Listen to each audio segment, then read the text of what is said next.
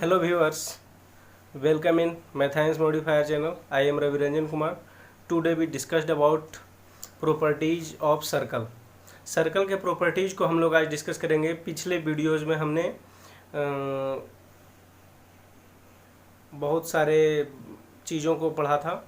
उसमें से एक भाग जो था, एक वीडियो था जिसमें हमने वृत्त का जो है बेसिक पार्ट को पढ़ा था। आज हम लोग उससे थोड़ा सा एडवांस में जाने वाले हैं और इसी तरह हम लोग धीरे धीरे पूरी एडवांस में पहुंच जाएंगे और इस कदर पहुंच जाएंगे कि हमें बहुत आसान लगने लगेगा ये चैप्टर। हम यही चाहते हैं कि हमारे साथ जुड़े सारे विद्यार्थी जो हैं, सारे लर्नर्स, व्यूअर्स इस तरह से इन मैथ को पढ़ें कि उन्हें ये पता ही न चले कि मैं इतने एडवांस लेवल पे इतना जल्दी कैसे पहुंच गया हूं। तो मैं आशा करता हूं कि आप लोग हमारे साथ इस वीडियो में अंत तक बने रहेंगे और जो है बेसिक लेवल से हायर लेवल तक आप जाने का प्रयास करेंगे और इसमें आपकी सक्रिय सहभागिता होनी भी चाहिए। तो देर न करते हुए हम लोग वीडियो शुरू करते हैं। सबसे पहला रूल जो लिखा हुआ है वो हम लोग पढ़ने वाले हैं। सबसे बीच वाली जीवा, किसी भी वृत्त की सबसे बीच वाली जो जीवा है या सबसे बड़ी जीवा जो होती है वो क्या होती है? एकदम बीच या सबसे बड़ी वाली जीवा जो होती है उसी को हम लोग क्या बोलते हैं? व्यास बोलते हैं। ये आपके सामने एक वृत्त रहा, ये आपके सामने एक वृत्त है और ये सेंटर है। सेंटर से होकर जाने वाली जो जीवा होती है, जीवा के बारे में हम लोगों ने पिछली वीडियो में पढ़ लिया है। सर्कल का जो पार्ट 1 वीडियो है, ये पार्ट 2 है। इसमें हम लोग, अगर आप लोग जीवा नहीं समझ पा रहे हो या कुछ और प्रॉब्लम हो तो आप पिछले वीडियो को देख सकते हैं जो नहीं देख पाए होंगे। तो ये सबसे बड़ी जीवा है, इसको क्या बोला जाता है? व्यास बोला जाता है। अब सोचने वाली बात है, यहाँ से ये एक रेडियस इधर है और एक रेडियस इधर है, तो इसमें दो रेडियस जो हैं वो क्या होते हैं? समाहित होते हैं। तो दो रेडियस अगर समाहित होते हैं तो व्यास को हम लोग d से डिनोट करते हैं। तो d इज इक्वल टू क्या लिख सकते हैं? 2r लिख सकते हैं, यानी r इंटू 2r लिख सकते हैं हम लोग। अब अगर हमें r की वैल्यू d से निकालनी हो तब हम लोगों को क्या करना पड़ेगा? यहाँ जो इंटू के फॉर्म में है इसको क्या करेंगे? डिवाइड के फॉर्म में ले आएंगे। d/2 is equal to r। r यहाँ से क्या हो जाएगा? रिमूव हो जाएगा। r बराबर d/2। समझ गए होंगे? इसी प्रकार से होती है। अब ये जो है कह रहा है कि व्यास जो है, चूंकि वो बीचों बीच से, पूरे बीच से, एकदम बीचों बीच से, चूंकि सेंटर से होता हुआ जा रहा है, इसलिए वो क्या करेगा?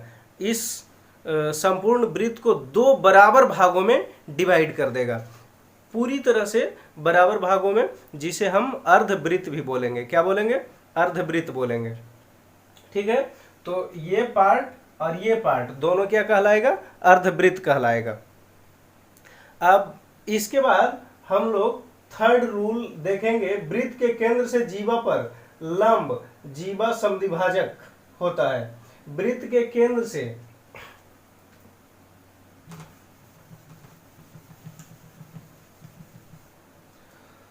हमारे पास देखिए ये एक और वृत्त है, इसके केंद्र से ये मान लीजिए यहाँ एक जीवा हमने खींचा है। ठीक है, ये जीवा है, AB O है और यहाँ से एक लंब हमने खींचा। ठीक है, लंब खींचा OC लंब खींचा हमने। तो ये लंब जो है AB जीवा को क्या करता है? समद्विभाजित करता है। मान लीजिए कि AB बराबर 50 cm। AB का वैल्यू जो है 50 cm था, तो इधर CB बराबर 25 cm और AC बराबर 25 cm। ठीक है, इस तरह से हम लोग क्या करते हैं? इसको समझते हैं। ये दो भागों में डिवाइड हो जाती है। अब इसके बाद का जो रूल है ठीक है। इसके बाद का जो रूल होगा वो क्या होगा, ये चाहे जीवा किसी भी तरफ हो, हर तरफ कहीं भी हो, अगर हम लंब खींचते हैं कहाँ से, केंद्र से उस जीवा पर, तब क्या होगी, जीवा को दो बराबर भागों में डिवाइड कर देगा। ठीक है, नेक्स्ट पॉइंट को देखते हैं हम।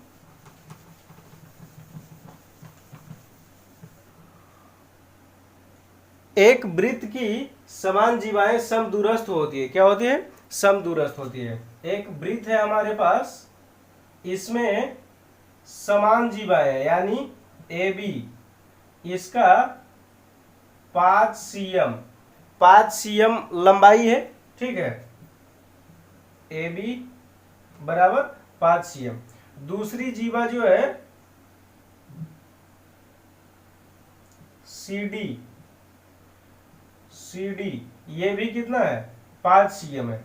दोनों क्या है, 5 cm है। 5 cm का और कहीं भी जीवा होगा तब केंद्र से उसकी दूरी जो है, केंद्र जो है उससे हर तरफ दूरी क्या होगी, बराबर होगी। मान लेते हैं इधर अगर 4 सेंटीमीटर हो रही है, 4 सेंटीमीटर, तो इधर भी क्या होगा, 4 सेंटीमीटर, यानी कि हर तरफ क्या होगी, बराबर। इधर एक जीवा होता 5 सेंटीमीटर का, तो यहां से यहां की दूरी भी क्या होती, 4। अगर ये भी कितना हो जाता, 5 हो जाता, तब 5 अगर होता तो उधर भी सेंटर से दूरी कितनी हो जाती, 4 सेंटीमीटर। ठीक है, इस प्रकार से कहने का अर्थ ये हुआ कि समान लंबाई की जीवा हर तरफ, चाहे किसी भी तरफ हो, केंद्र से उसकी दूरी क्या होगी, बराबर होगी हर तरफ, यानी समदूरस्थ होती है। अब इसी का उल्टा भी बोल सकते हैं, अगर एक वृत्त के अंदर बहुत सारी जीवाएं हैं जो कि समदूरस्थ है, यानी समान दूरी पर है, तब क्या होगी, वो सारी जीवाएं जो है वो समान लंबाई की हो जाएगी। बस इसी का क्या है, मतलब विपरीत रूप में समझ सकते हैं हम लोग। 5वां पॉइंट जो है, बड़ी जीवा केंद्र के समीप होती है। अब सोचने वाली बात है,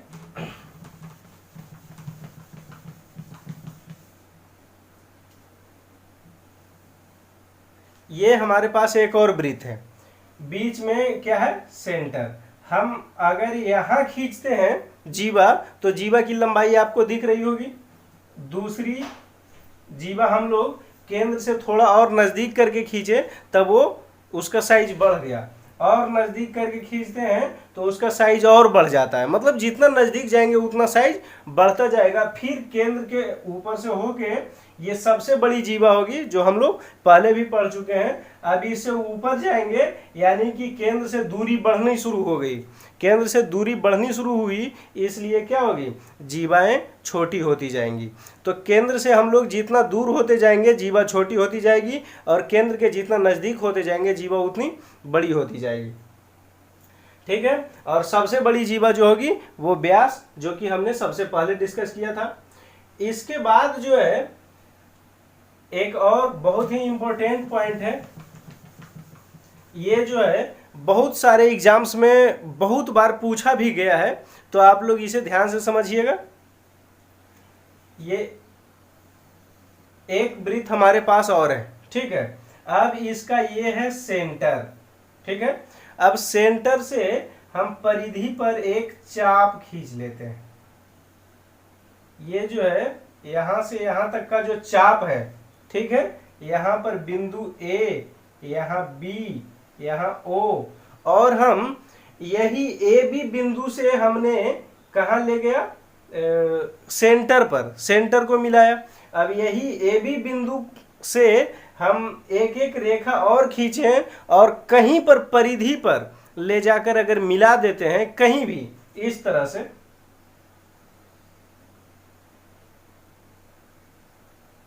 इस तरह से, या फिर इस तरह से, जहां भी आप ले जाइए दोनों को एक जगह मिलाइए, ठीक है। दोनों ए बी से निकलती हुई रेखा जाएगी और एक पॉइंट पर परिधि पर कहीं भी मिल जाएगी, तो यहां पर जो एंगल बन रहा है, यहां एंगल बनेगा x, तो यहां क्या बन जाएगा, 2x। क्या बनेगा, 2x का। मान लीजिए कि यहां 45 का बन रहा है, x का वैल्यू 45, तो यहाँ क्या हो जाएगा 90 डिग्री। ठीक है, इसी प्रकार से मतलब केंद्र पर इसको और दूसरे तरह से भी बताया जाता है। कभी यहाँ पर एक जीवा खींच दी जाती है और इससे ऐसे त्रिभुज का इस एंगल का जो है वैल्यू पूछ लिया जाता है। हम लोगों ने इस रूल को भी सही ढंग से समझने का प्रयास किया। इधर ऊपर जो है जितना का एंगल होगा सेंटर पर बना हुआ एंगल उसका क्या होगा, डबल होगा, मतलब दुगना होगा। ठीक है, 2 टाइम्स। अब नेक्स्ट जो रूल कह रहा है ये भी इंपॉर्टेंट रूल है और स्टूडेंट्स इसको समझ पाने में कठिनाई महसूस करते हैं, पर यहाँ पर हम इसको इस तरह से रिप्रेजेंट करने वाले हैं कि आप लोगों को कोई समस्याएं नहीं होगी। तो गौर से देखिएगा और समझने का प्रयास कीजिएगा। पूरा ध्यान यहीं पे होना चाहिए। 1 मिनट के लिए 1 मिनट आपसे मांग रहा हूँ। ये जो है ये हमारे पास एक वृत्त है। ठीक है, अब कह क्या रहा है कि इसमें 2 जीवाएं हैं, 1 जीवा 2 जीवा। ठीक है, ये 2 जीवाएं हैं। अब क्या करना है कि इसका एक दोनों जीवा पे लंब खींचना है। क्या खींचना है, लंब खींचना है। तो खींच लेते हैं यहां से और यहां से। ये लंब खींचा गया है जहां पर उस लंब का, इसको लंबार्धक भी बोलते हैं क्योंकि लंब भी है और अर्धक भी है, इस जीवा का अर्धक है। तो लंबार्धक जो होता है वो क्या होगा, लंबार्धक जो होगा वो कहाँ जाके मिलता है, आपस में जो क्रॉस कर रहा है दोनों लंबार्धक एक दूसरे को, वो क्रॉसिंग पॉइंट जो होती है वही सर्कल का सेंटर होती है।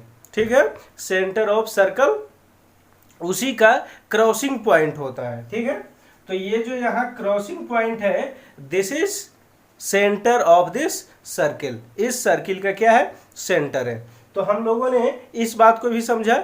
इस बात से रिलेटेड हम लोग एक पॉइंट को पहले भी डिस्कस कर चुके थे कि ये जो है अर्धक, ये सेंटर से होकर गुजरती है या सेंटर से इस पर लंब खींचते हैं तो ये बराबर भाग में बांटती है। तो अर्धक हुई और लंब हुई यानी लंबार्धक। अब अर्धक भी लंबार्धक है तो ये सेंटर से होकर जाएगी ही। अब ये सेंटर से होकर जाएगी तो यही बात सेम कंडीशन इस जीवा पर भी अप्लाई होगा और ये भी उसी कंडीशन में सेंटर से होते हुए गुजरेगी। इसका मतलब क्या हुआ कि दोनों का लंबार्धक जो है वो सेंटर से होकर गुजरेगी। ठीक है, इसके बाद का जो एक इंपॉर्टेंट रूल है ये क्या कर रहा है,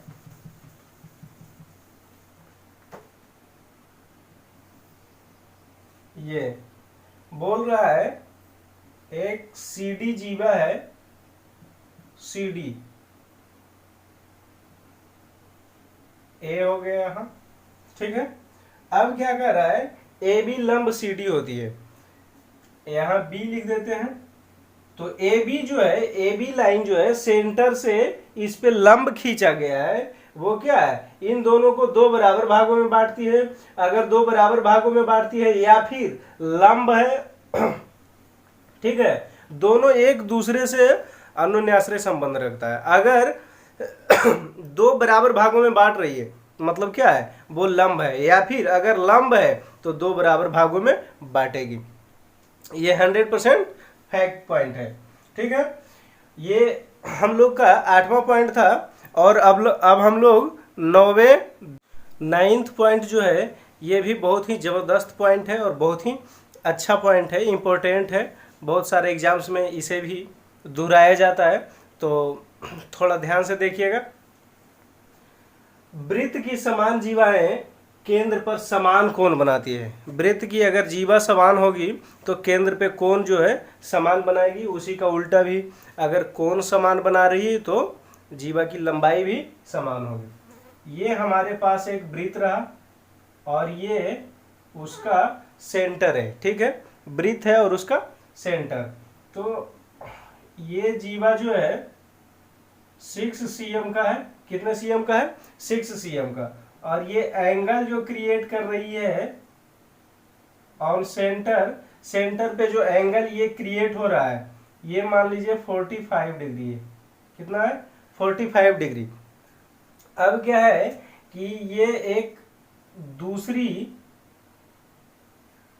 जीवा है, यहां भी 45 डिग्री का एंगल बन रहा है, तो इसकी लंबाई जो है x है, यही पूछा जाता है। तो इसकी लंबाई जो है इसके इक्वल हो जाएगी, मतलब कितना हो जाएगी? 6 हो जाएगी। ठीक है, कोई प्रॉब्लम? उसी तरह से अगर इधर इस जीवा की लंबाई 6 cm है और ऊपर भी जीवा की लंबाई 6 cm है, इधर का एंगल 45 है, तो इधर भी क्या हो जाएगा? 45 हो जाएगा। तो इस तरह से हमने 9वें रूल को भी अच्छी तरह से समझने का कोशिश किया, और ये बहुत ही इम्पोर्टेंट रूल था, और आशा करता हूँ कि आप लोग समझ भी पाए होंगे। फिर भी अगर कोई क्वेरी होगी तो आप कमेंट बॉक्स में ज़रूर लिखिएगा। और हम लोग अब लास्ट मतलब रूल को, जो कि 10th रूल है, उसे समझने वाले हैं। ये भी 10th जो है ये भी एक इम्पोर्टेंट रूल है, थोड़ा सा अदर की अपेक्षा टफ है, लेकिन कुछ ऐसा आपको महसूस नहीं होने वाला है। ठीक है,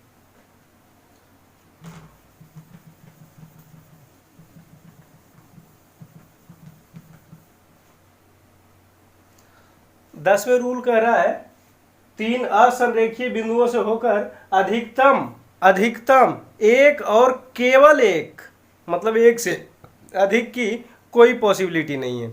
या तो एक भी नहीं खींचा जा सकता है, या फिर मैक्सिमम एक खींचा जा सकता है, उससे ज़्यादा नहीं। इस कथन का निष्कर्ष ये है कि 3 बिंदु जो है इस तरह से, ठीक है, इस तरह से 3 बिंदु है। कभी कभी अगर इस तरह से बिंदु हो जाए तो इससे वृत्त खींचना 3 असंरेखीय, मतलब एक रेखा में नहीं है, तो उससे खींच पाना पॉसिबल, तीनों पर से होकर गुजरना ये लगभग मतलब इम्पॉसिबल है। लेकिन फिर भी अगर पॉसिबल है भी, पॉसिबिलिटी उसकी बनती है थोड़ी सी, तो वो भी केवल एक वृत्त बनाया जा सकता है, उन तीनों से होकर दूसरा वृत्त नहीं खींचा जा सकता है, अद्वितीय वृत्त नहीं खींचा जा सकता है। इसीलिए बोला गया, मान लीजिए कि ये एक वृत्त है हमारे पास, एक बिंदु, दूसरा बिंदु और तीसरा बिंदु खींचा जा रहा है। तो ये 3 बिंदु बनाया गया है।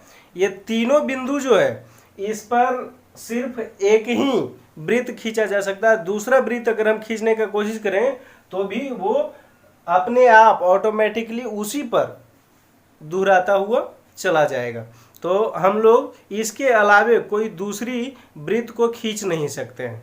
ठीक है, तो आज के लिए इस वीडियो में इतना ही। हम लोगों ने अच्छी तरह से सारा कुछ समझने का प्रयास किया। आशा करता हूँ कि आप लोग सभी अच्छी तरह से समझ पाए होंगे। तो जिस प्रकार से मैंने अपना फ़र्ज़ निभाया, आप लोग भी अपना फ़र्ज़ तो जानते ही हैं। तो धन्यवाद। अगले वीडियो में हम फिर मिलेंगे इसके अगले कड़ी को लेकर। धन्यवाद।